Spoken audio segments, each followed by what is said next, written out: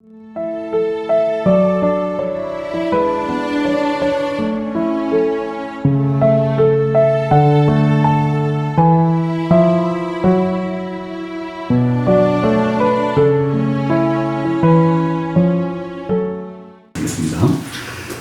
우리 하나님 아버지, 당신의 귀하신 사랑과 은총을 진심으로 감사를 드립니다.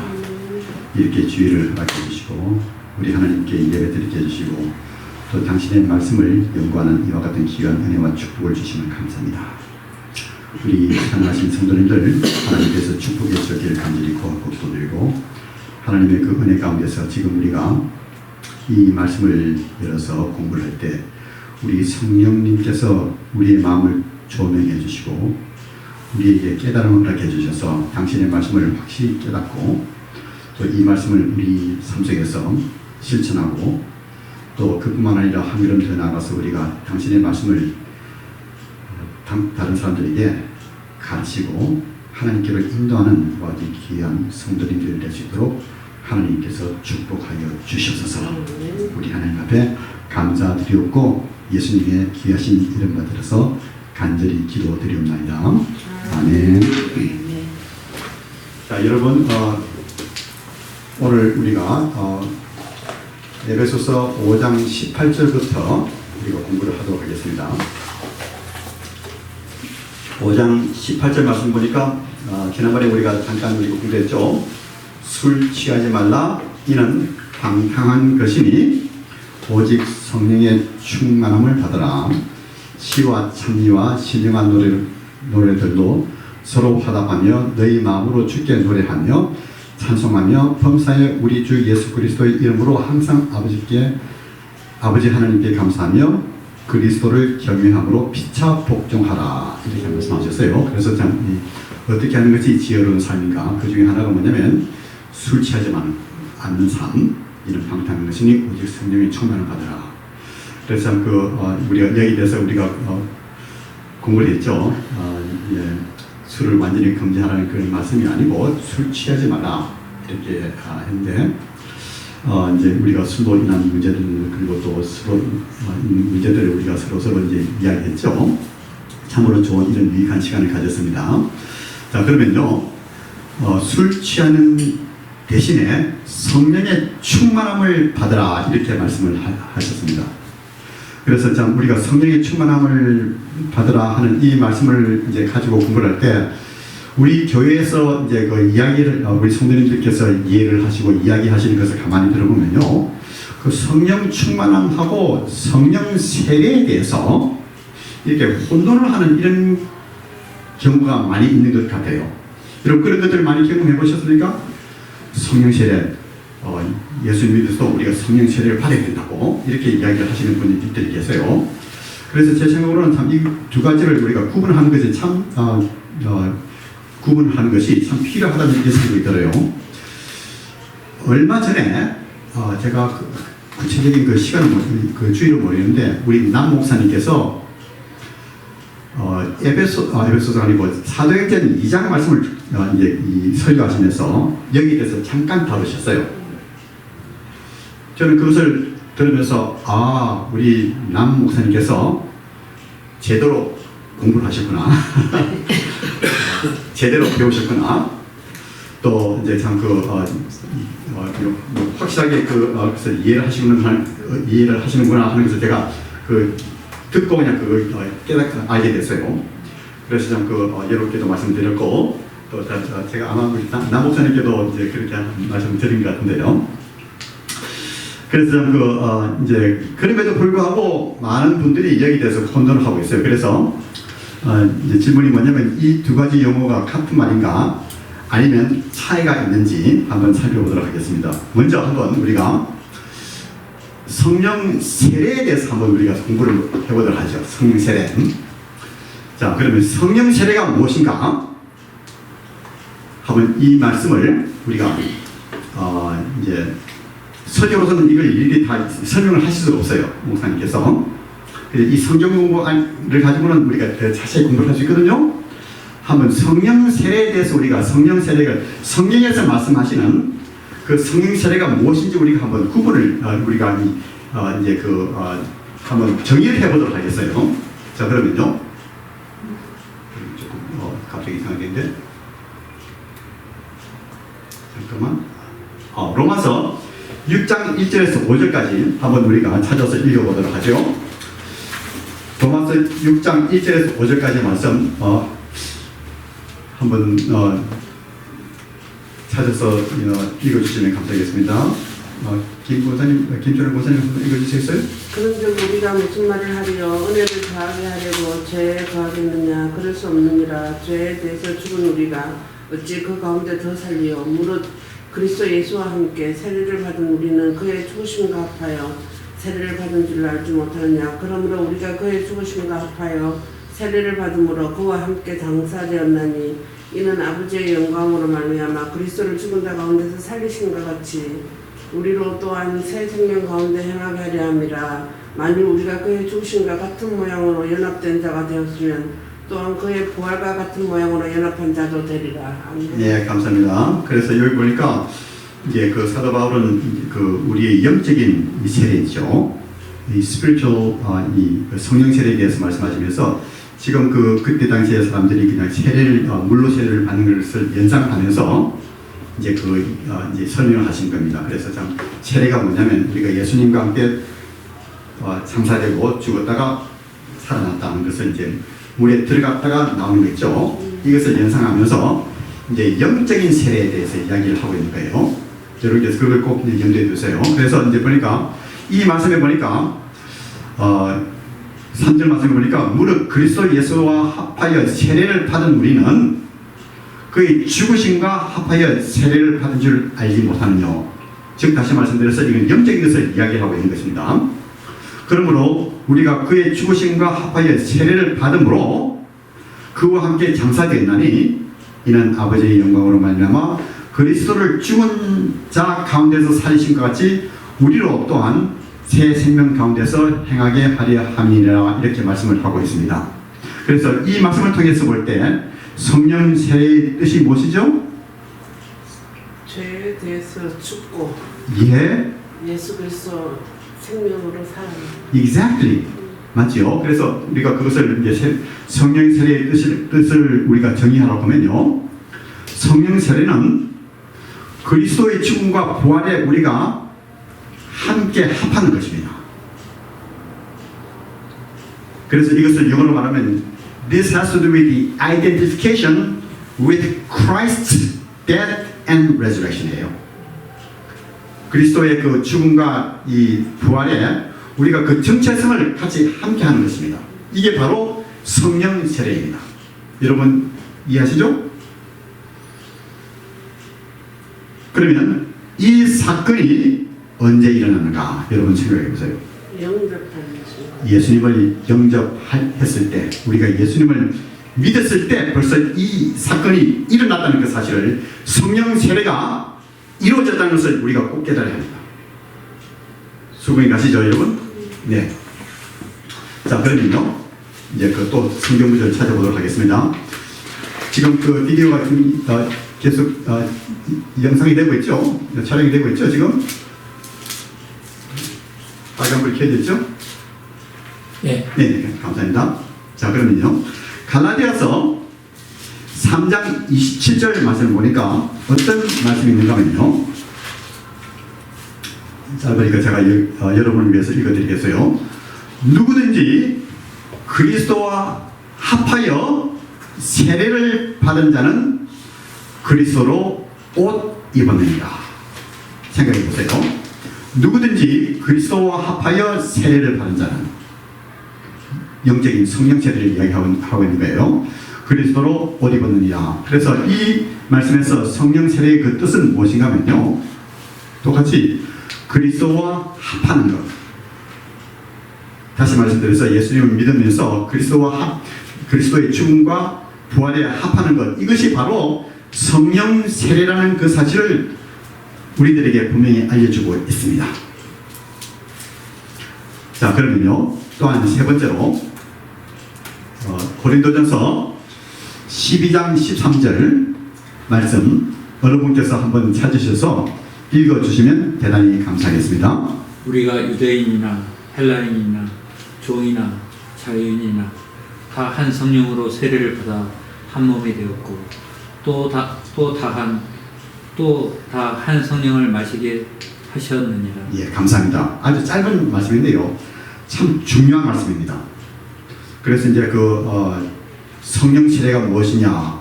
성령 세례는 그냥 특별히 예수님을 잘 믿는 사람들이 받는 것이 성령 세례냐 아니냐 여기에 대해서 우리가 그냥 이제 논의를 할 때요.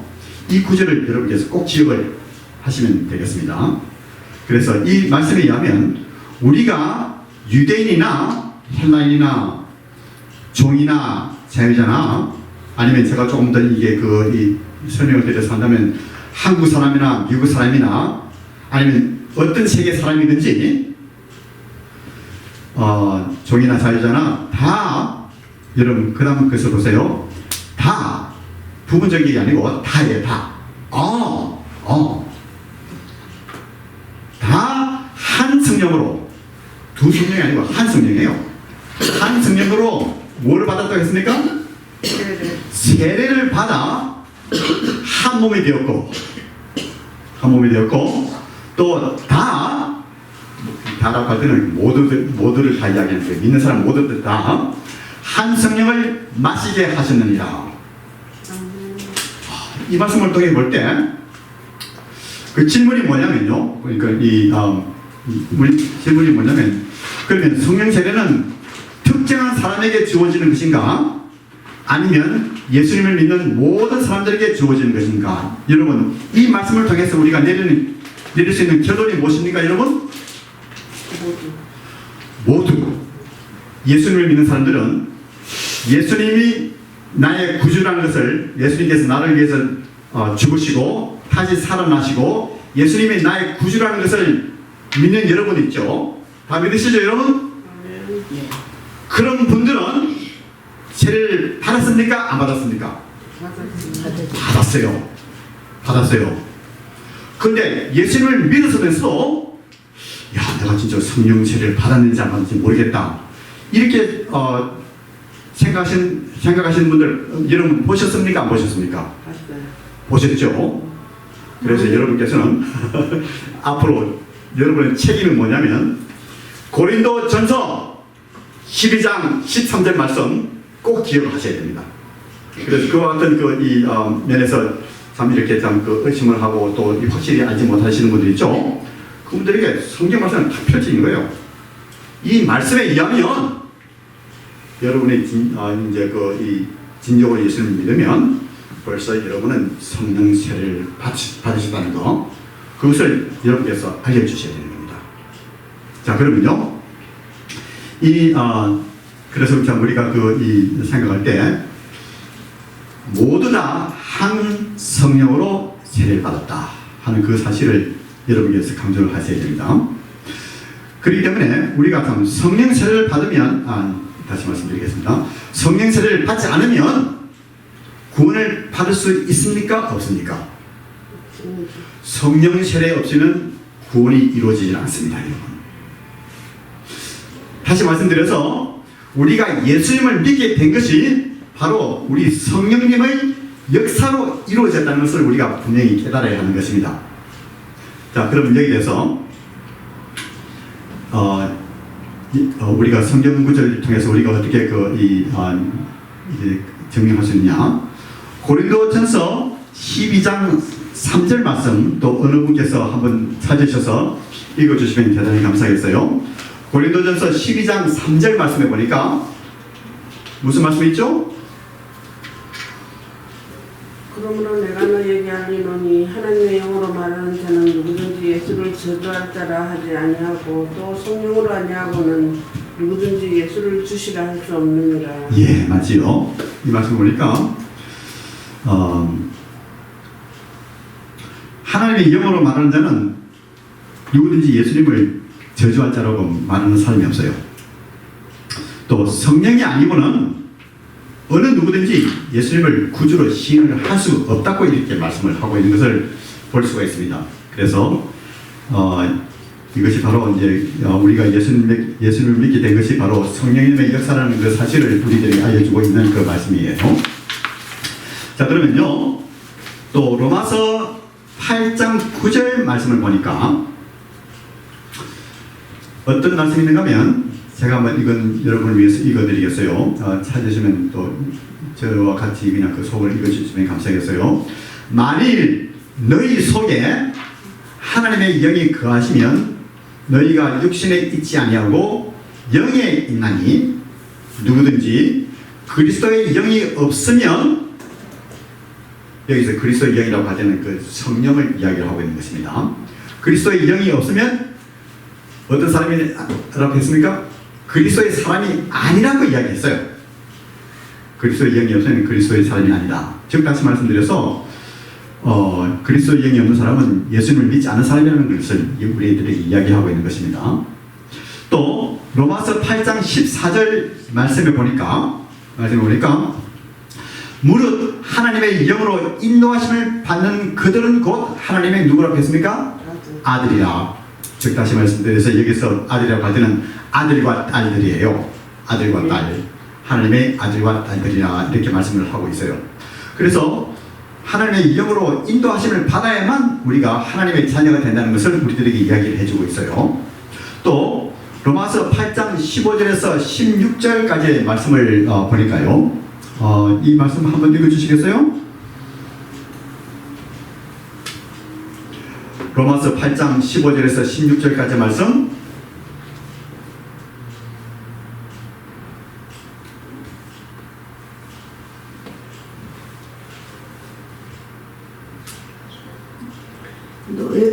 너희는 다시 무서워하는 종의 영을 받지 아니하고 양자의 영을 받았으므로 우리가 아바 아버지라고 부르짖느니라. 성령이 친히 우리의 영과 더불어 우리가 하나님의 자녀인 것을 증언하시나니. 네, 감사합니다. 그래서 보니까 이 말씀에 보니까 이제 그 우리가 양자의 영을 받았기 때문에 양자의 영을 할 때는 그 Spirit of Adoption인데 저는 이것을 성령의 양자의 성령님이라고, 양자를 이제 만드시는 성령님의 은사라고 이렇게 생각하는데요. 아버지를 부르짖느니라. 그리고 성령이 친히 우리 영으로 더불어 우리가 하나님의 자녀인 것을 증거하라고 했죠. 그래서 이 말씀에도 보니까 성령이 없으면, 성령 세례가 없으면 구원을 받을 수 없다는 그 사실을 우리들에게 분명히 이야기를 해주고 있는 것입니다. 여러분, 제가 이렇게 말씀드린 것 중에서 혹시 질문이 있으면 말씀해 주시면 감사하겠어요. 네. 목사님, 우리가 이제 예를 들자면 저 같은 경우는요. 네. 언제 세례를 받고 어떻게 됐고 이런 거는 기억을 하는데 성령 세례를 언제 받았는지 기억이 없어요. 그런 거는 어떡하죠? 우리 권사님께서 언제 이제 세례를 받으셨죠? 아니면 침례를 받으셨든지? 어렸을 때 저희는 유아- 집이 크리스천 가정이기 이 때문에 때문에? 어려서 봤거든요. 예. 그래서 왜 이제 이렇게 아이들 법 같은 거 우리들이 적어놓듯이 우리 부모님이 적어놓은 게 유아 세례. 이제 네네. 유아 세례 받으셨어요? 네. 그게 있는데 자라면서 교회 댕겼다가 안 댕겼다가 뭐 이랬다 저랬다 할 때가 많으니까 예. 성령 세례를 지금 말씀하시는데 받긴 받은 것 같은데 언제 받았는지 어쩐지. 예. 아주 참 너무 솔직하게 말씀해 주셔서 감사합니다. 그게 애매모호하고 내가 과연 언제 받았나.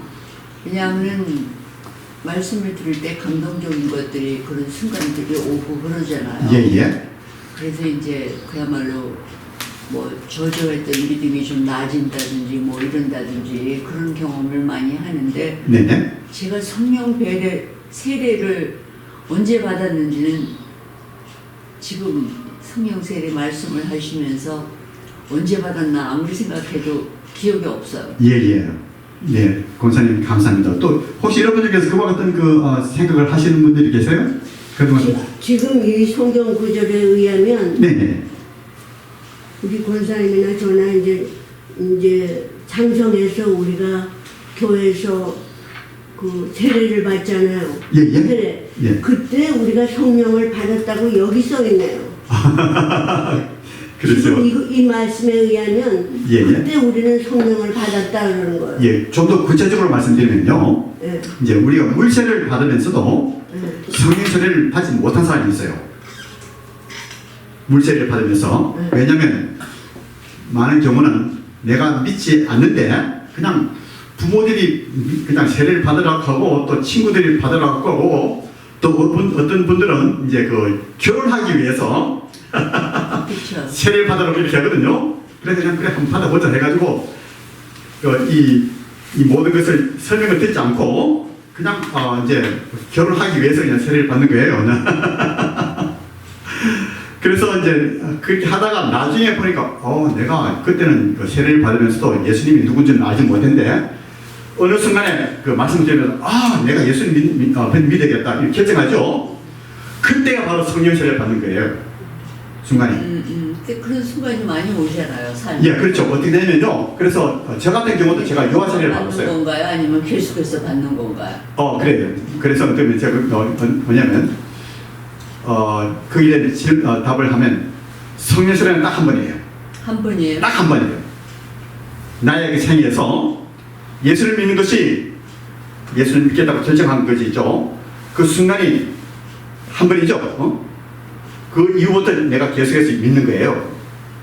그와 마찬가지로 성령 세례가 아니면 예수님을 믿을 수 없다. 꼭 기억하세요. 여러분. 그렇기 때문에 내가 유아 세례를 받아도 아니면 세례를 받아도 성령 세례를 받지 못한 사람들이 많이 있습니다. 그게 기억이 없어요. 예, 그러니까 그 기억이 있는 것이 없는 저 같은 경우도 이제 마찬가지로 제가 유아 세례를 받았어요. 그래서 I always believed. 그리고 또 하나님을 내가 뭐 거절하지 않고 한데 어느 한 순간에서 나의 삶이 변해버렸어요. 왜냐면 예수님을 그때 이제 그 직접 만나고 참 그냥 직접 만났다는 그 말은 뭐냐면 제가 예수님을 봤다는 그 말씀이 아니고요. 이 영적으로 I met Jesus Christ. 그러고 나서 제 삶이 이렇게 변했거든요. 그리고 또 그것을 통해서 내가 참 주님의 종이 되기를 이제 결심한 그때가 바로 그때 있는데요. 그래서 구체적으로 언제 내가 성령 세례를 받았냐? 저는 제 생각으로는 17살 때, 이제 그 나의 삶이 변했다는 그 때가 바로 성령 세례를 받은 때가 아닌가 저는 알고 있는데요. 그러니까 자기 살아가는 그 생에 어떤 터닝 포인트가 와서 예, 진짜 맞습니다. 믿게 됐을 때 예, 그때가 성령 세례를 받았은 때라 이거죠. 그렇죠. 제가 볼 때는 그런데 또 이제 우리가 영원한 그 측면에서 이제 볼 때 하나님께서 볼 때 또 하나님께서 다르게 또 해석을 하실 수 있을 거예요. 그런데 일반적으로 보면 내가 예수님을 구주로 영접하는 그때 있죠. 그때가 성령 세례를 받은 걸로 저는 이해를 하고 있습니다. 그런데 네, 말씀하세요. 근데 많은 경우에 예수님을 영접하고 그렇다 해도 또 어떤 경우에는 또 백슬라이딩하는 그런 신앙이 또 있을 수가 있거든요. 예, 맞습니다, 집사님. 그런 경우에는 그러면은 once for all로 되는 게 아니고 그럼 또 다시 또 다른 또 성경의 그 같은 기회가 있어야 됩니까? 예, 아주 참 너무너무 참 좋은 질문을 해주셨어요. 그래서 내가 예수를 믿는다고 했는데 보니까 계속해서 백슬라이딩하는 이런 경우가 많이 있죠. 그러면서 또 다시 돌아오고 하다가 하기 때문에 내가 언제 성령 세례를 받았는지 내가 도저히 기억을 못하겠다고 하는 이 말씀인데요. 근데 그래서 보니까 내가 언제 받았냐 그건 조금 덜 중요한 것 같아요. 덜 중요하다. 덜 중요한 것 같아요. 네. 날짜를 기억을 못하니까요. 어떤 분은 그걸 확실하게 기억해요. 기억해가지고 몇월 며칠이라고 딱 기억을 하는 분들이 계신데요. 저 같은 경우도 확실하게 몇월 며칠이라고 할 수가 없는 것 같아요. 그러니까. 그런데 지금 현재 나의 삶을 볼 때 내가 진짜로 예수를 믿느냐, 정말로 예수를 믿느냐, 안 믿느냐, 그에 대해서 물어보면요. Of course, I do believe in Jesus Christ as my Lord and Savior. 우리 집사님, do you believe in Jesus Christ? 예수님을 혹시 믿으십니까? 그러면요, 중요한 게 뭐냐면 내가 성령 세례를 받았느냐 안 받았느냐 이건데요. 문제가 아니고 여러분께서 예수님을 믿으시면요 안심할 수 있어요. 나는 성령 세례를 받았다는 것을 어떻게 알 수 있냐면 이 말씀이 우리들에게 이야기해 이게 줍니다. 진짜 잘 믿기 시작했을 때가 성령 세례를 받은 때라 생각하면 되나요? 아니요, 그게 아니고 그러니까 못 믿고 잘 믿고 어떻게 해석할까요? 내가 성경 말씀의 지식이 그렇게 많이 없다 할지라도 예수님께서 나를 위해서 돌아가신 것을 어떤 때는 믿어지질 않아요. 어떤 사람들은. 그런데 그것이 갑자기 깨달아져요. 예수님께서 바로 He died for me. 예수님께서 나를 위해서 돌아가셨구나. 내 죄를 위해서 죽으셨구나. 그리고 내가 참 이 예수님 믿을 때 나에게 용서함이 있구나 하는 것을 깨닫지요. 그때가 바로 성령 세례. born again 하는 이 시간이에요. 새로 태어나는 시간인데 그 태어나는 시간이 바로 성령 세례를 받는 그 시간입니다. 그럼 born again 이꼴 성령 세례예요? 저는 그렇게 이해를 하고 있습니다. 그러니까 이것을 우리가 이제 우리 영적인 이제 그 태산이라고 할까요? 한데 우리가 이 영적인 것을 이해를 하기 위해서는 육적인 것을 좀 이렇게 보면요. 어린 아이가 2번 태어납니까? Just once. 태어나고 나서 그 집에 아들이 되든지 딸이 되든지 둘 중에 하나죠. 제가 이해를 하는 하나님의 말씀은요. 우리가 어떤 때는 백슬라인하고 왔다 갔다 하지만요. 어느 한 지점에서 내가 예수를 믿죠. 그러면 여러분과 저는 하나님의 자녀가 되는 거예요. 그때부터. 하나님 말씀을 더 깊이 이해를 했든지 안 했든지 그건 나중에 문제고 내가 이제 내 자신에 대해서 질문할 때 Do I really believe that Jesus Christ died for me? 여러분께서 그 질문에 대해서 Of course I do. 내가 예수님께서 나를 위해서 이제 죽으시고 또 살아나신다고 해서 내가 믿죠. 믿는다고 하시면 벌써 여러분은 어느 때 그런 역사가 나타나는지 모르지만 이 말씀을 통해서 우리가 확신을 할 수 있는 것은 뭐냐면 여러분은 성령 세례를 이미 받으신 분이라는 그 사실을 이 말씀을 통해서 우리가 알 수 있는 겁니다. 여러분 이해하시죠? 이제 교회에 따라가지고 네. 이제 여러 가지 성령에 대한 인식이 다른 각도로 볼 수가 있거든요. 그러니까 무슨 소위 말해서 성령파다 이래가지고 그런 사람들을 보면 되게 그 성령의 은사를 받아야 성령 세례를 받은 거죠. 예, 맞습니다. 그런 경우가 많거든요. 그러니까 이게 어떻게 되면 좀 예, 제가요 그것도 다 그냥 그 생각하면서 이 교재를 준비를 했어요. 강의를 준비했어요. 그래서 지금 그 집사님께서 이 말씀하시는 그 말씀이 제가 조금 있으면 거기에 대해서 다루겠습니다. 이게 아주 중요합니다. 제가 말씀드린 게. 그래서 이 말씀을 통해서 우리가 볼 때 이제 볼 때 성령 세례의 그 뜻은 뭐냐면요. 이 전체적인 말씀을 통해서 볼 때 성령 세례를 우리가 어떻게 정의를 하느냐 하면요. 성령 세례는 믿는 자들을 이제 누구든지 예수님 믿는 자들을 그리스도의 몸 안으로 들어오게 하는 성령님의 역사예요. 성령 세례가 그냥 이렇게 그냥 방언을 받고 입신을 하고 한 이런 게 아니고요. 물론 그런 가운데서 또 그런 역사가 일어날 수 있어요. 있는데 이 성경 말씀을 통해서 우리가 볼 수 있는 그 성령 세례의 정의는 뭐냐면요. 우리 모든 믿는 자들을 그리스도의 몸 안으로 들어오게 하시는 성령님의 역사. 즉 다시 말씀드려서 성령님의 역사가 없으면 어느 누구도 그리스도의 몸 안으로 들어와서 예수님을 믿을 수 없다는 것을 성경에서는 우리들에게 확실하게 말씀을 해주고 있는 것입니다. 여러분 이해하시죠? 네네. 그래서 이 말씀 여러분 절대로 잊어버리지 마세요. 여러분 성령 세례 받으셨습니까? 아멘. 네. 여러분 성령 세례 받으셨어요? 네. 네. 집사님 받으셨습니까? 예, 감사합니다. 그래서 참 볼 때 그러면 이제 우리 김 권사님께서 말씀하셨는데 그냥 성령 세례는 되풀이되는 것이 언제 받았냐? 성령 세례는요 딱 한 번, 딱 한 번이에요. 우리 믿음의 생활에서 딱 한 번이에요. 제가 여러분께 말씀드렸듯이 어린아이가 태어난 것 한 번, 이와 마찬가지로 성령 세례, 우리가 영적으로 태어나는 것도 딱 한 번이에요. 딱 한 번. 네, 목사님, 네. 성령 세례를 받았는데 네. 살아가면서 좀 그게 옅어지다가 좀 그저 그러다가 어느 날 또 갑자기 예, 맞아요. 받는 거 그런 거는 두 번 받는 예는 아니에요. 그냥 이미 받은 걸로 쳐야 돼. That's a good question. 그렇잖아요. 예. 우리가 처음 받았을 때의 그 마음과 그것이 끝까지 가지가 예, 않잖아요. 그걸 또 다시 예, 맞습니다. 맞아요. 어떻게 되면 그걸 또 다시 이제 우리가 육적인 삶과 이제 어린아이 태어나는 것으로 이렇게 우리가 비교를 해보면요. 어떤 아이가 집안에 태어나서 여러분 자녀들이 태어나서 어떤 아이가 부모님 말씀을 순종하지 않을 때 그러면 그 자식은 버린 자식이 되는 겁니까? 아니요. 아니죠. 아니죠. 네. 하나님의 그 여러분 자녀예요. 자녀.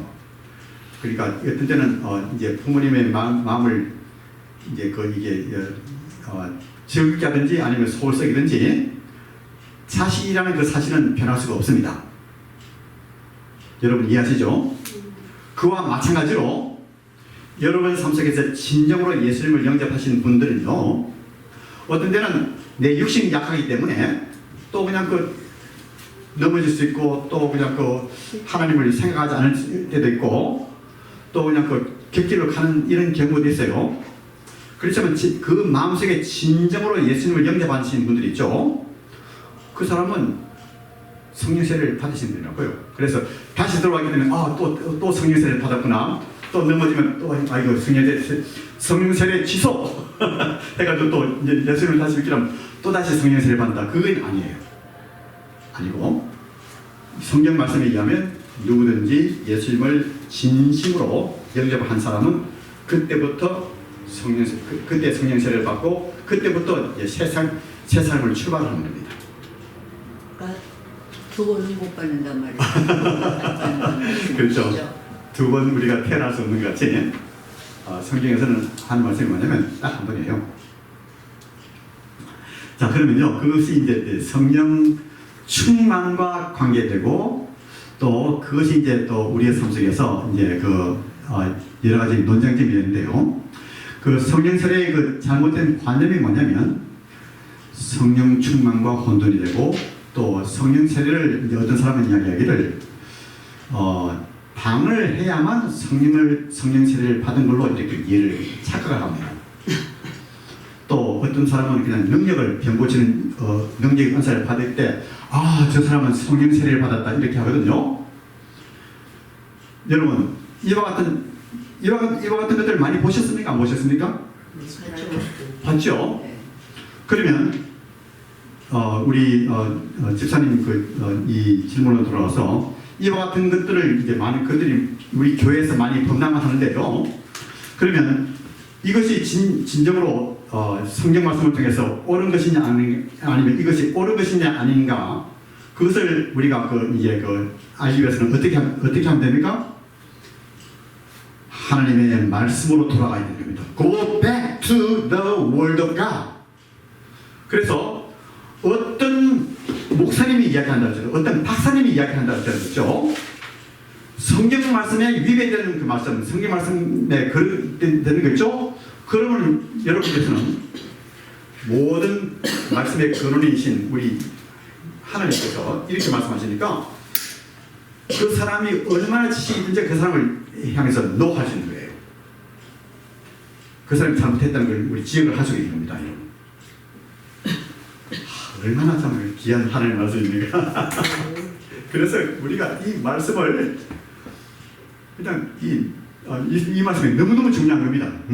그래서 이 말씀을 우리가 연구를 하고 또 이 말씀에 따라서 이게 우리가 좀 살아야 된다는 그 사실을 우리들이 보여주는 것입니다. 자, 그러면요 이제 우리가 이 성경 세례의 잘못된 관념을 우리가 좀 이제 이해를 하기 위해서는요 이 고린도전서 12장 13절 말씀하고 또 제가 여러분께 말씀드렸던 그 모든 그 말씀하고 그다음에 사도행전에서 일어나고 있는 그 이 사건 있죠. 그것을 우리가 공부를 하는 게 필요해요. 이제 내가 조금 있으면 그 말씀드리겠는데요. 그래서 이 어떤 사람들이 말하기를 예수님을 믿어도 이 사도행전을 보라고 그래서 믿는 사람들이 그냥 이 세례를 받지 않았냐 이렇게 말씀을 하는데 제가 거기에 대해서 조금 더 자세히 말씀드리겠어요.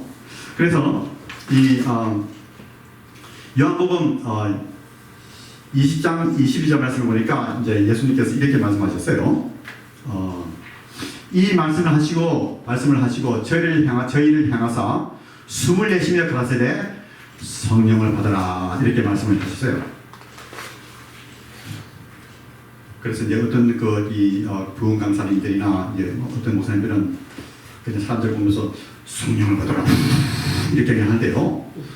제가 볼 때는 절대로 그렇게 해서는 안 된다고 생각해요. 성령을 주시는 이는 누구시죠? 하나님이세요. 하나님이시니까. 그런데 예수님께서 이제 그 부활하신 후에 저희를 향하사 숨을 내쉬면서 가라사대 성령을 받아라 이렇게 하시니라 했죠. 그래서 이제 질문 논쟁이 뭐냐면 어떤 사람들의 그 주장이 뭐냐면 이렇게 할 때 벌써 제자들이 이미 성령을 받았다는 거예요. 그렇기 때문에 사도행전 2장의 성령 세례는 제가 이 슬라이드는 제가 여러분의 그 노트에 드리지 못했어요.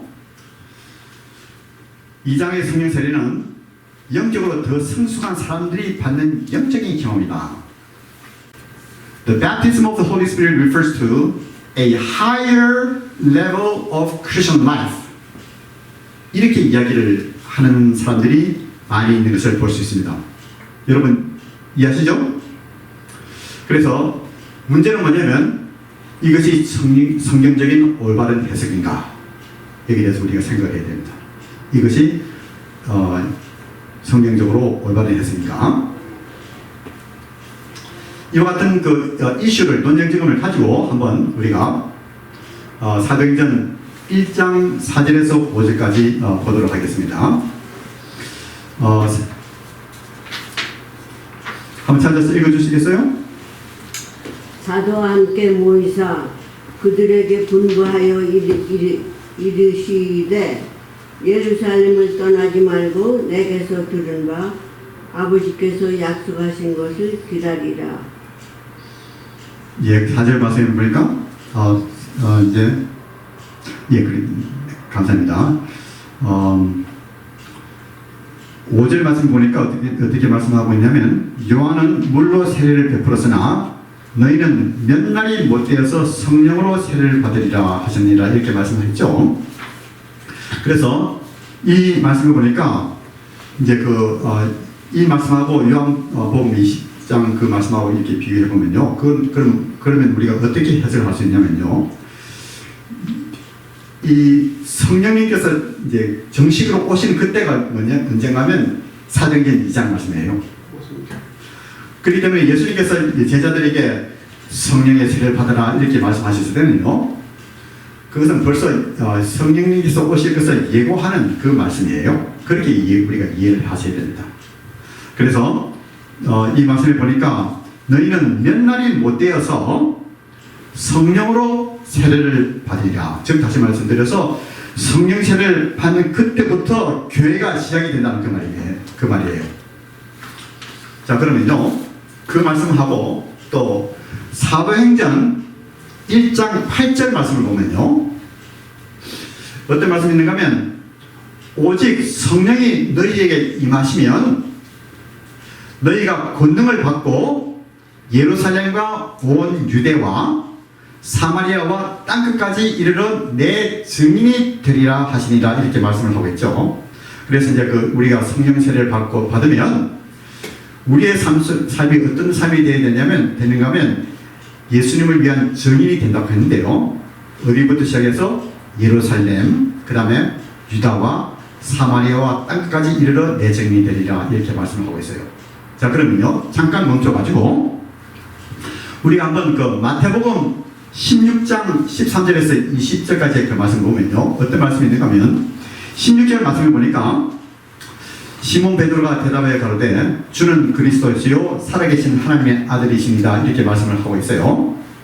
그 다음에 이제 17절부터 19절까지의 말씀을 보니까 예수께서 대답하여 가라사대 바요나 시몬아 내가 복이 있도다. 이를 내게 알게 한 이는 혈육이 아니요 하늘에 계신 내 아버지이십니다. 또 내가 내게 이르노니 너는 베드로라. 내가 이 반석 위에 내 교회를 세우리니 이렇게 말씀했죠. 내 교회를 세우리니 음부의 권세가 이기지 못하리라 이렇게 말씀하셨고 또한 19절 말씀을 보니까 내가 천국 열쇠를 너에게 주리니 너가 땅에서 무엇인지 매면 하늘에서 매일 것이요 내가 땅에서 무엇인지 풀면 하늘에서도 풀리리라 하시고 이렇게 말씀하셨죠. 그래서 이제 캐톨릭에서는 이야기하기를 이것이 바로 이제 이 베드로가 교황이라고 이렇게 이야기하는데요. 그게 아니고 그러면 이 말씀을 통해서 볼 때 이것을 우리가 어떻게 해석을 해야 되느냐 참 중요한 말씀이에요, 여러분. 그래서 이 18절 돌아가서 내가 내게 이르노니 너는 베드로라. 내가 베드로라고 할 때는 you are Petros예요. You are Petros. 베드로 Petros. 이제 반석인데요. 내가 이 반석 위에 내 교회를 세우린다고 했어요. 이 반석 위에. 그래서 사람들이 말하기를 이 반석이 일단 베드로 위에 교회를 세우는 게 아니고 이 베드로가 예수님께서 살아계신 하나님의 아들이라는 그 컨페션 위에 교회를 세운다 이렇게 이야기하거든요. 근데 우리가 이 원어를 통해서 볼 때 그것이 합당하지 않아요. 왜냐하면 이 반석이라고 할 때는요, 페트라 이것이 여성명사예요. 여성명사. 그래서 이제 이 아람에서는 이제 이 시퍼스가 이제 페트라 여성으로 이렇게 표현이 됩니다. 그래서 지금 예수님께서 베드로의 이름을 가지고 이 월 플레이를 하고 있는 거예요. 그래서 이 페트라라고 할 때는요 여성명사인데 이것이 결국 베드로가 하나님의 교회를 세우는 데 있어서 중추적인 역할을 한다는 그 사실을 이 말씀을 통해서 보여주고 있는 것입니다. 어떤 역할을 하냐면요, 여러분 중요합니다. 복음의 문을 여는 역할을 누가 하냐면 베드로가 한다는 그 사실을 우리들에게 말씀해주고 있습니다. 그래서 이 마태복음하고 사도행전하고 이렇게 연결시켜야 돼요. 자, 그러면요,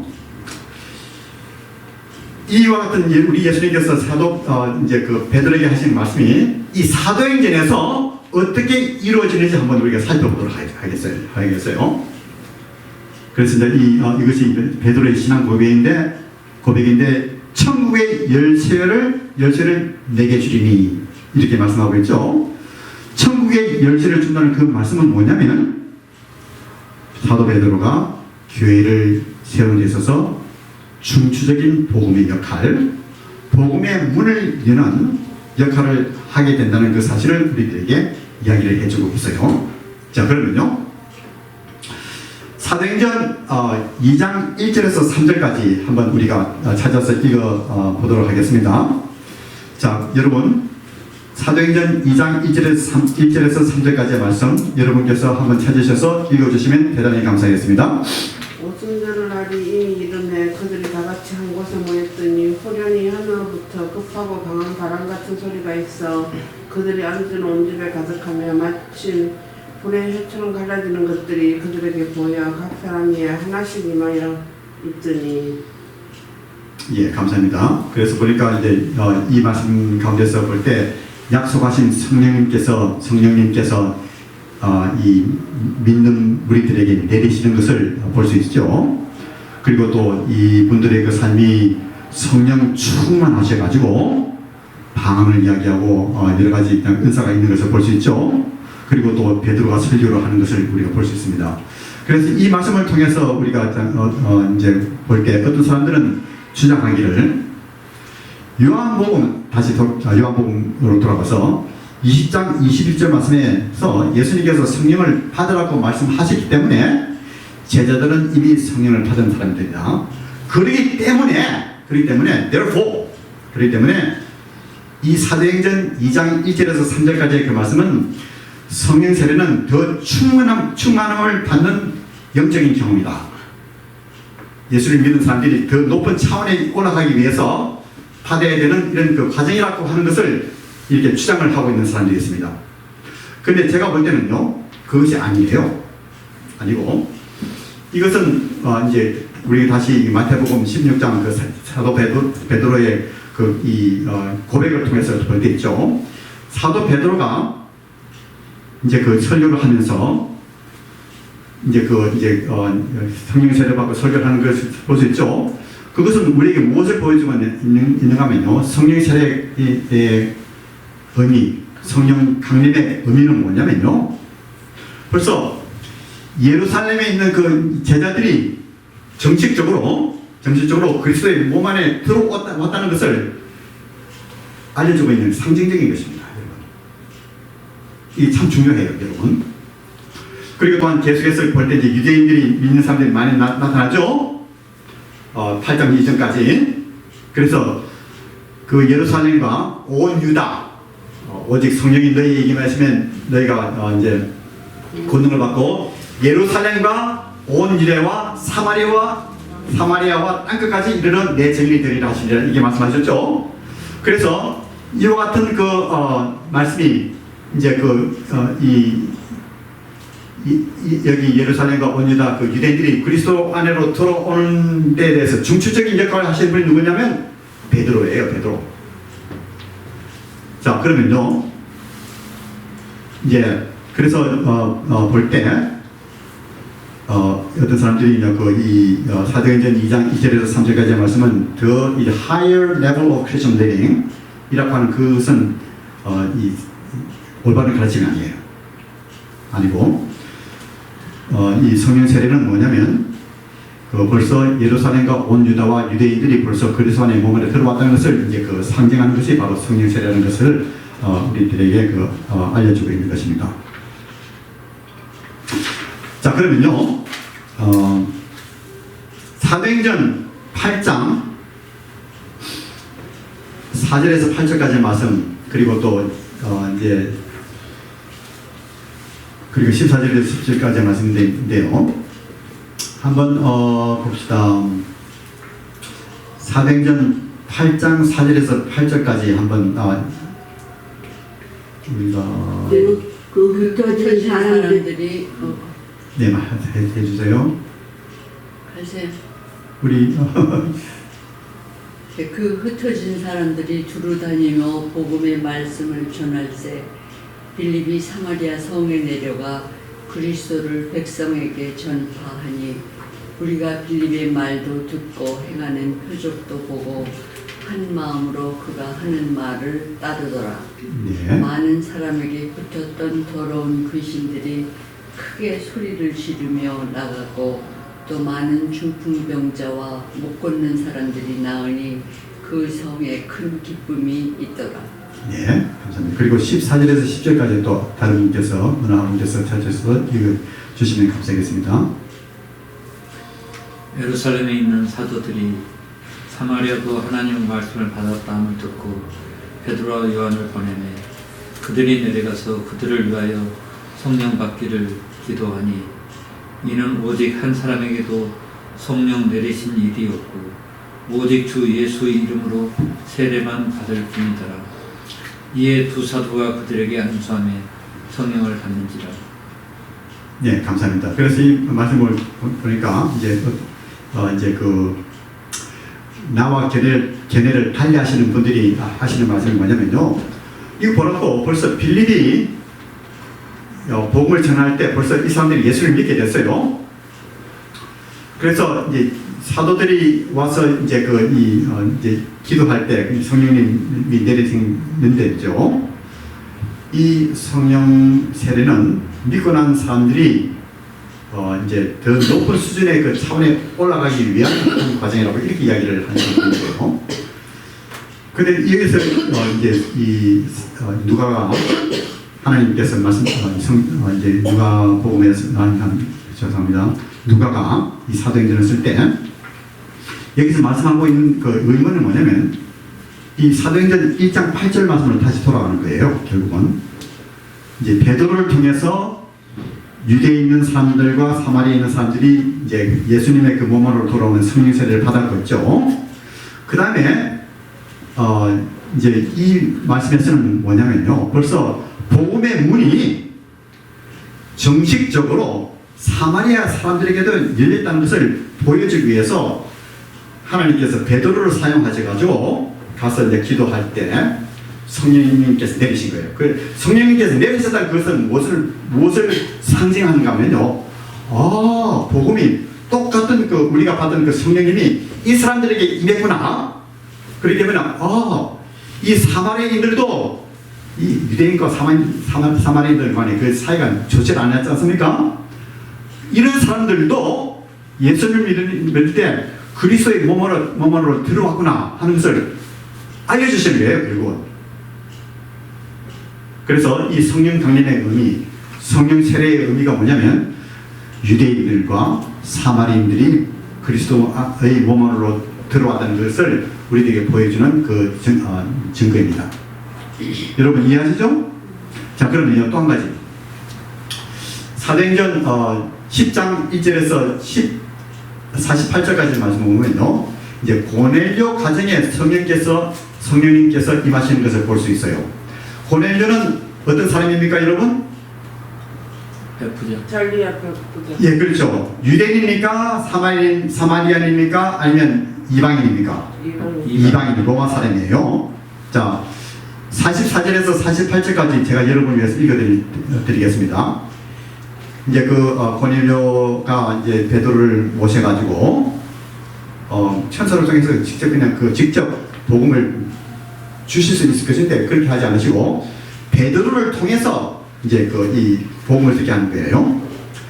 그래서 베드로가 이 말을 할 때 성령이 말씀 듣는 모든 사람에게 내려오시니 베드로와 함께 온 할례 받은 신자들이 이방인들에게도 성령 부어주심을 인하여 놀라니 깜짝 놀랐어요.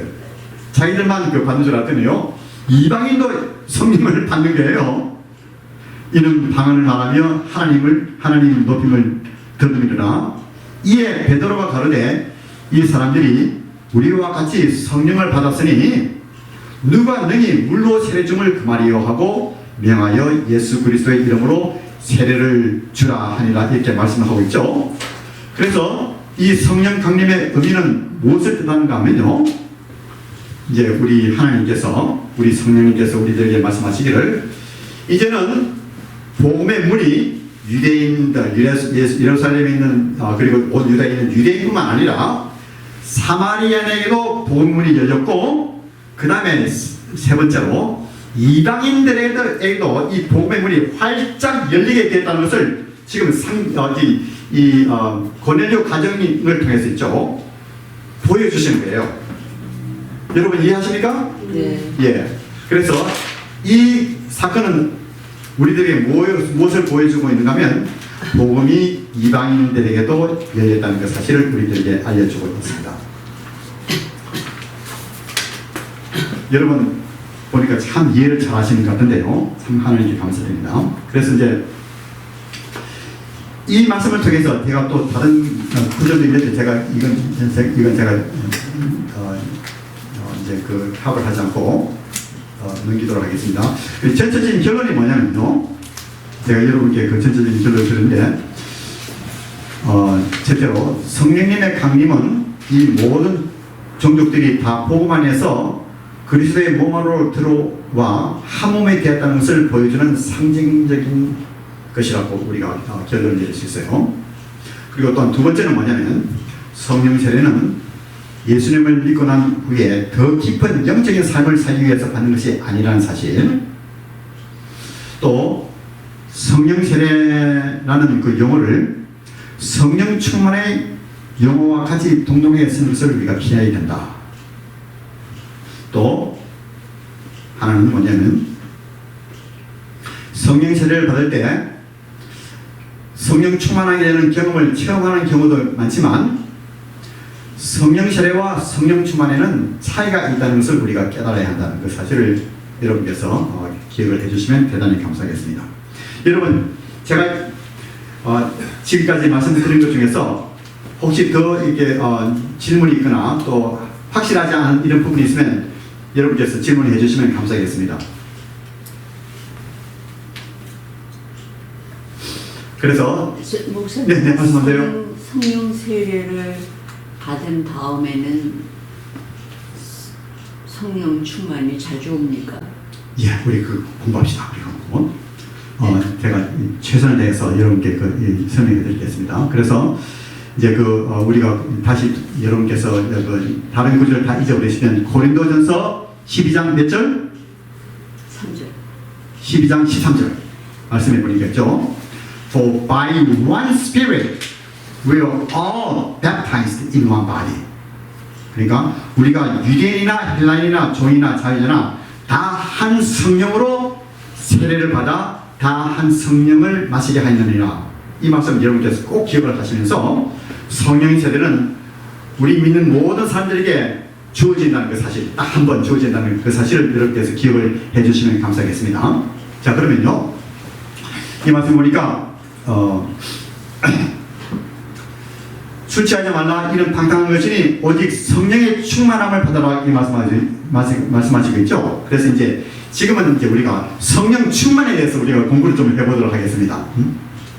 자, 그 전에요. 네네. 여기 성령 세례는 예수님을 믿고 난 후에 더 깊은 영적인 삶을 살기 위해 받는 것이 아니다. 네, 그러면 여기서 고칠 아니면 어떻게 이 문장을 고칠 수가 있어요? 성령 세례. 맞게 고치려면 어. 성령 세례는 예수님을 믿고 난 후에 더 깊은 영적인 삶을 살기 위해 받는 것이 아니다. 예, 그렇죠. 성령 세례는 처음에 예수님을 영접할 때 받는 것이다. 이렇게 말하면 맞는 거예요? 예, 맞아요. 그게 이제 네, 맞습니다. 성령 세례는 예수님 참 질문 잘해 주셔서요. 성령 세례는 예수님을 믿을 때 하나님께서 주시는 세례. 세례라고 이렇게 우리가 처음 정의할 수 있겠네요. 믿을 때. 예, 처음 믿을 때. 믿을 때. 네, 그렇게 할 수 있겠네요.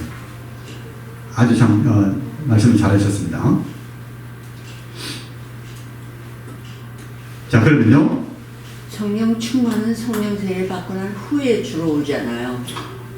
제가 볼 때는 성령 세례를 받을 때 성령 충만이 동시에 오는 이런 그 구절이 있어요. 아니요, 받고 난 후에. 받고 난 후에도 그래서 뭐냐면 결론적으로 말씀드리면요. 성령 충만이 오지 않아요? 예, 결론 말씀드리면 성령 충만은 우리의 삶 속에서 계속해서 이루어져야 된다는 사실을 우리에게 보여주고 있습니다. 그래서 이제 이 사도 바울이 지금 이제 성령 충만에 대해서 이야기를 하면서 첫째로 말씀하시는 게 뭐냐면 술 취하지 말라. 이는 방탕한 것이니 오직 성령의 충만을 받아라 이렇게 말씀하고 있죠.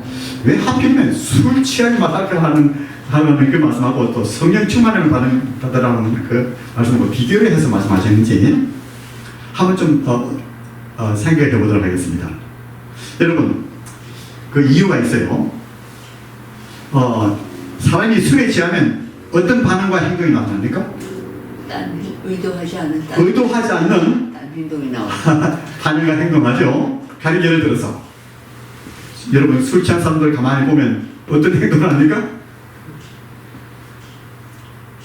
술 취하면 곤드레 만들어 취하면 그런 현상을 좀 본 적이 있습니까, 여러분? 어떤 사람은 그 우울증에 빠지고 어떤 사람은 막 급하게 결정을 한 사람도 있고 또 어떤 사람은 술만 마시고 취하면 싸움해요. 다른 사람은 싸움하고 치고받고 또 어떤 사람은 술만 취하면 그냥 우는 사람들이 있다고 해요. 그냥 우는 사람들이 있고 또 어떤 사람은 술에 취하면 너무 기분이 좋아서 막 노래를 불러요. 그리고 또 술에 취하면 고함을 지르고 또 이제 술이 취하죠. 그러면 어떤 사람은 마음이 너무 후해져가지고 정말 지갑에 있는 모든 돈을 항상 주고 또 자기 옷도 주고 막 이렇게 하죠. 마음이 후해져요. 또 어떤 사람들은 이제 술에 취하면 도둑질을 한다고 해요. 이런 여러 가지 그 증식이 나타나는데 이제 질문이 뭐냐면 왜 이런 행동이 나오는가? 왜 그렇겠습니까? 그것은 바로 술의 조절을 받기 때문에 예? 알코올의 이 컨트롤을 받기 때문에 이와 같은 현상이 나타나는 것을 우리가 알아야 됩니다. It is because a person is controlled by alcohol. 그래서 사도 바울은 이제 술의 컨트롤을 받지 말라. 이것은 방탕한 것이 오직 성령의 충만함을 받아라 이렇게 말씀을 하고 있어요. 그래서 성령의 충만함의 그 뜻이 무엇인가면요. 무엇인가면 술에 취해서 술의 컨트롤을 받는 대신에 성령의 조절을 받으라 하는 이 말씀입니다. 여러분 이해하시죠? 이제 우리가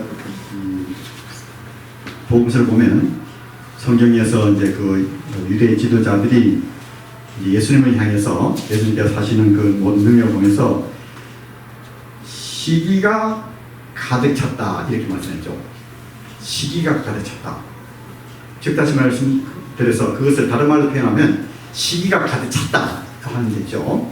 성령의 충만을 받다. 성령이 찼다. 그리고 시기가 가득 찼다 하는 것을 한번 생각해 봅시다. 시기가 찼다는 그 말은 무엇을 보여주죠? 그것은 뭐냐면 이 사람들이 분노에 의해서 조절을 받았다는 그 사실을 보여주는 거예요. 여러분 이해하시죠? 그래서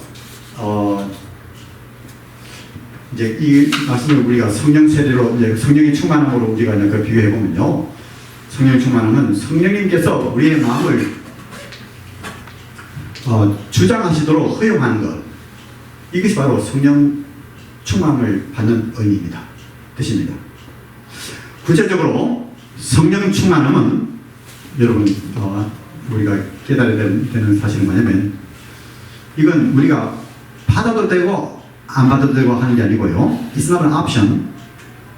It's 필수적인 거예요. 명령입니다. 그래서 성령의 충만함을 받으라 한 거예요. 받으라 한 거예요.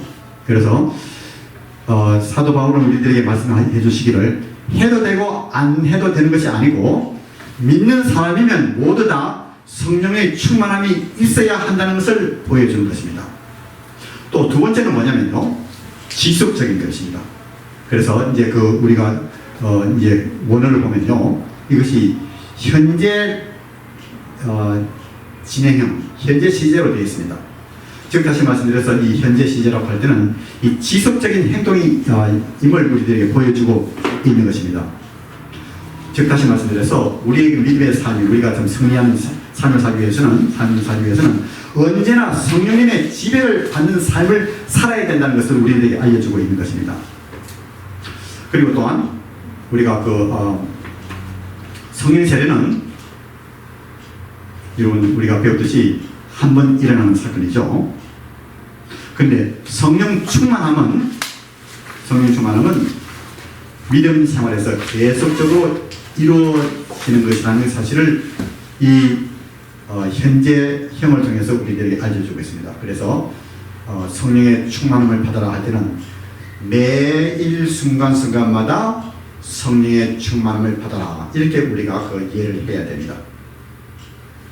여러분 이해하시죠? 네. 예. 자, 그러면요, 성령 충만함을 받을 때 어떤 결과가 나타나는가 한번 우리가 살펴보도록 하겠어요. 어떤 결과가 나타나는가? 여러분 에베소서 5장 19절에서 21절까지의 말씀 한번 찾아서 우리가 읽고 말씀을 연구하도록 하죠. 에베소서 5장 19절에서 21절까지의 말씀 한번 찾아서 읽어주시면 대단히 감사하겠습니다. 시와 찬송과 신령한 노래들로 서로 화답하며 너희의 마음으로 주께 노래하며 찬송하며 범사에 우리 주 예수 그리스도의 이름으로 항상 아버지 하나님께 감사하며 그리스도를 경외함으로 피차 복종하라. 예, 감사합니다. 그래서 이 말씀을 통해 볼 때 이 성령의 충만함을 받을 때, 그리고 다시 말씀드려서 성령님의 이 주관함을 받을 때, 성령님의 그 조절함을 받을 때 어떤 결과가 나타나냐면, 첫째는 뭐냐면요, 찬양이 넘치는 삶이다. 19절 말씀입니까? 시와 참의와 신령한 노래들로 서로 화답하며 너희 마음으로 주께 노래하며 찬송하며, 이렇게 말씀하고 있죠. 그래서 좀 성령에 충만할 때 우리 마음이 기뻐서 찬송이 흘러나옵니다.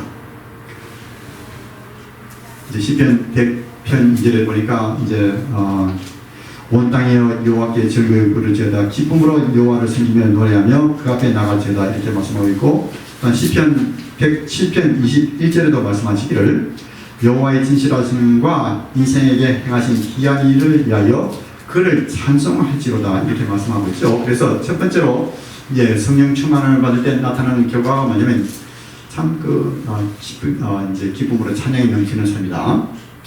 두 번째는 뭐냐면요, 감사하는 삶이에요. 어떻게 감사하는가 하면 항상 감사. 일이 잘 될 때, 일이 잘 되지 않을 때, 환란이 올 때 감사하는 삶. 그래서 여러분께서 이제 이 어떤 이제 믿는 사람들 볼 때 그냥 여러 가지 힘들고 어려움이 있으면서 하나님께 감사합니다 하죠. 그것을 보고 우리가 어떻게 결론을 내릴 수 있습니까? 저분은 참 영적으로 성숙하신 분이다, 또 성령에 충만하신 분이라고 우리가 결론을 내릴 수가 있는 것입니다.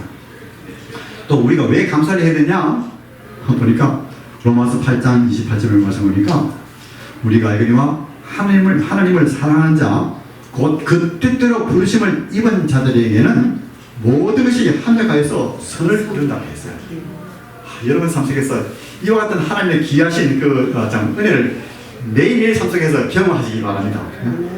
자, 그리고 또한요, 20절 말씀을 보니까 우리가 성령 세례를 성령 충만함을 받는 그 결과로 인해서 어떤 결과가 나타나는가 하면요, 피차 복종하는 삶이에요.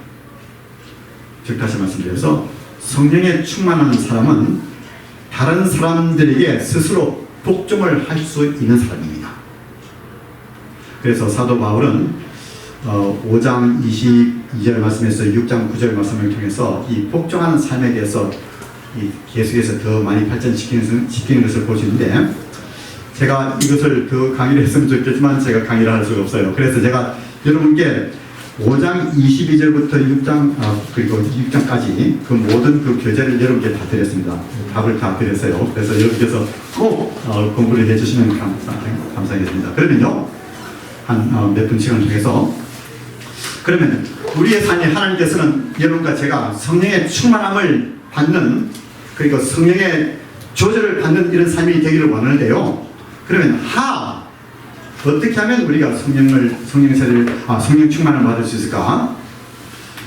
구체적으로 1, 2, 3, 4 이렇게 이 과정을 거쳐야 된다는 이런 말씀은 없는 것 같아요. 근데 제가 전체적인 이 하나님의 말씀을 통해서 가만 생각할 때 이렇게 하는 것이 성령 충만함을 받는 이런 이 준비나 과정이 아닌가, 이렇게 생각을 하고 있습니다. 그래서 제 나름대로 이것을 한번 정리를 해봤습니다. 첫째로 우리가 성령 충만함을 받는 그 방법 중에 하나가 뭐냐면 우리 자신을 하나님께 순종하고 양보하는 삶을 살아야 됩니다. 성령님께서 내 마음을 주관해 주시기를 바라고 원하는 이런 양보하는 삶이죠. 여러분께서 그냥 이 하수도나 또 수도관이 막혀서 좀 이 집에 고생을 해보신 분들이 계세요? 참 그러면 좀 진짜 골치가 아프죠. 그것을 연상하시면서요, 이 수도관에 이 파이프가 막히면 집으로 물이 들어올 수 있습니까, 없습니까? 없지요. 그래서 이제 플라머를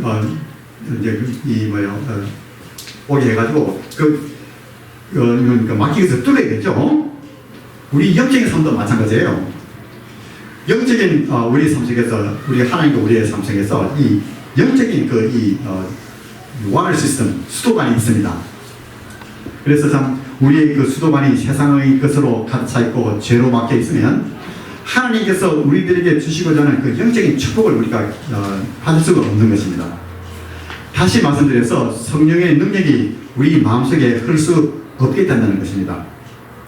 그래서 참 우리가 참 수도를 이렇게 청소하는 이런 과정을 해야 되는데, 그것이 바로 뭐냐면 회개예요. 하나님께 회개하고 우리 자신을 하나님께 드리는 이런 삶을 우리가 매일매일 살아야 되는 것입니다. 그래서 첫 번째는 뭐냐면 우리 자신을 하나님께 순종하고 양보하는 삶. 두 번째는 뭐냐면, 말씀에 충만할 때 성령 충만합니다. 그래서 이제 그 골로새서 3장 16절에서 17절까지 말씀을 보면요, 어떤 말씀입니까 하면, 그리스도의 말씀이 너희 속에 풍성히 거하여 모든 지혜로 피차 가르치며 권면하고 시와 찬미와 신령한 노래를 부르며 마음의 감사함으로 하나님을 찬양하고, 또 무엇을 하든지 말에나 일에나 다 주 예수의 이름으로 하고 그를 힘입어 하나님께 감사하라, 이렇게 말씀을 하고 있습니다. 여러분, 이 말씀을 통해서 볼 때 이 말씀과 이제 에베소서 5장 19절에서 20절까지 말씀을 보니까 시와 이제 술 취하지 말라, 이는 방탕한 것이 오직 성령의 충만을 받으라고 했죠. 시와 찬미와 신령한 노래들로 서로 화답하며 너희 마음으로 주께 노래하며 찬송하며 범사에 우리 주 예수 그리스도의 이름으로 항상 아버지 하나님께 감사하며, 이렇게 말씀하고 있죠, 여러분. 즉 다시 말씀드려서 이 말씀에 충만한 삶이 바로 성령의 충만한 삶이라는 것을 우리들에게 이야기해주고 있습니다. 그래서 이제 제가 이 논리를 통해서 볼 때 있죠, 3단 논리들. 성령 충만함은 C, 결과예요. 여러 가지 하나님께 찬양하는 그 결과고 있죠. 감사하는 결과. 또 말씀 충만할 때 어떤 결과가 나타납니까? 꼭 같은 결과가 나타나요. 말씀 충만할 때. 그렇기 때문에 A is equal to C, B is equal to C. 그렇기 때문에 A is equal to 뭐죠? B. 성령 충만은 말씀 충만이에요. 여러분 이해하시죠? 이렇게 3단 문법을 이렇게 하니까 금방 이해가 되죠, 여러분? 그러면 이제 또 우리가 볼 때 기도 생활을 해야 됩니다. 사도행전 4장 31절 말씀 보니까 이제 그 성령 세례를 받은 그 성도님들이 이제 기도할 때 빌기를 다음에 모인 곳이 진동하더니 우리가 다 성령이 충만하여 담대히 하나님의 말씀을 듣는다, 이렇게 말씀하고 있죠. 그래서 우리의 삶 속에서 기도의 삶을 하지 않고는 우리가 성령 충만함을, 그리고 하나님께서 우리의 삶을 주장하게 할 수 있는 이런 그 마음이 안 된다는 그 사실을 여러분께서 기억을 하시고 우리가 매일매일 기도하는 삶을 우리가 살아야 되는 것입니다. 그리고 또한 19절과 20절 말씀을 실천하는 삶, 즉 다시 말씀드려서 이제 그러니까 우리의 삶 속에서 하나님께 찬양드리고 감사하는 삶. 제가 이 원어를 통해서 가만히 보니까요, 이 성령 충만함을 받는 결과도 될 수 있지만, 그러니까 우리가 이와 같이 참 우리 그 마음이 메마를 때, 그리고 또 우리의 삶이 참 기쁘지 않을 때 하나님께 찬양하고 감사드리죠, 기도하고. 이렇게 할 때 여러분 어떤 것을 경험하십니까? 나의 마음이 우울했다가도 어떻게 되죠? 갑자기 참 기뻐지고 참 그 감사가 넘치고 또 참 이 마음이 즐거운 이런 것을 여러분께서 많이 느끼시죠? 그래서 우리의 삶 속에서 성령 충만함을 받기 위해서는 이와 같이 참 하나님께 찬양드리고 또 노래를 부르고, 그래서 찬송이 참 중요한 거예요. 그리고 하나님께 뭐든지 감사하는 그 마음의 자세를 가진 것이 바로 우리가 성령님의 그 충만함을 받는 참 중요한 그 방법이라는 것을 우리들에게 알려주고 있습니다. 여러분 참 저와 여러분들도 똑같은 경험을 하시겠지만 제 삶도 참 어떨 때는 참 마음이 우울해요. 상당히 우울해요. 왜냐면 특히 이제 제 아내가 주님께로 감으로 인해서 참 마음이 좋지 않은 때가 많이 있는데요.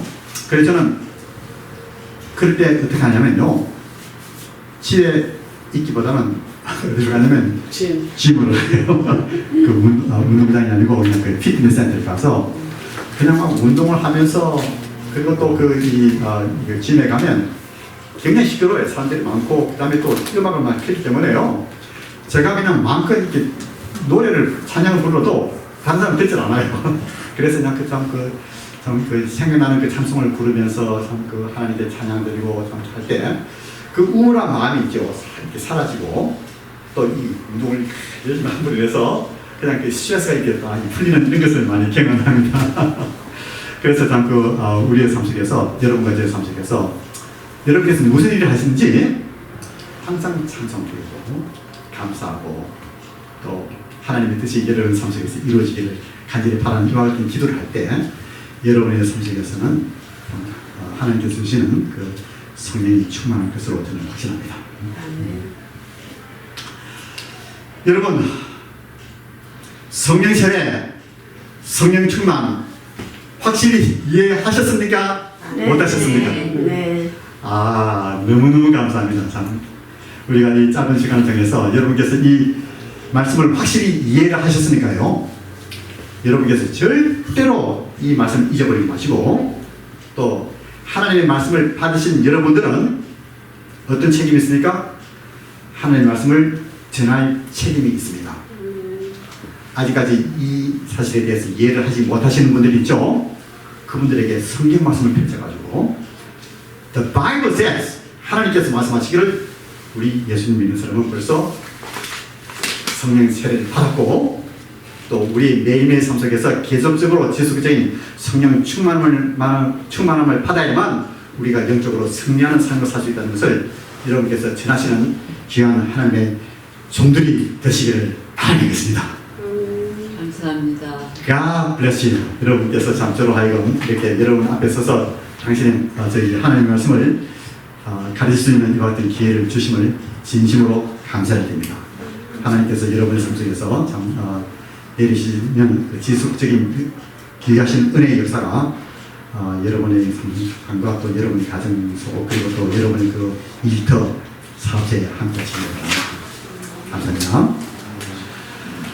감사합니다. 우리가 또 기도로 끝마치도록 하죠. 고마우신 우리 하나님 아버지 하나님 앞에 감사드립니다.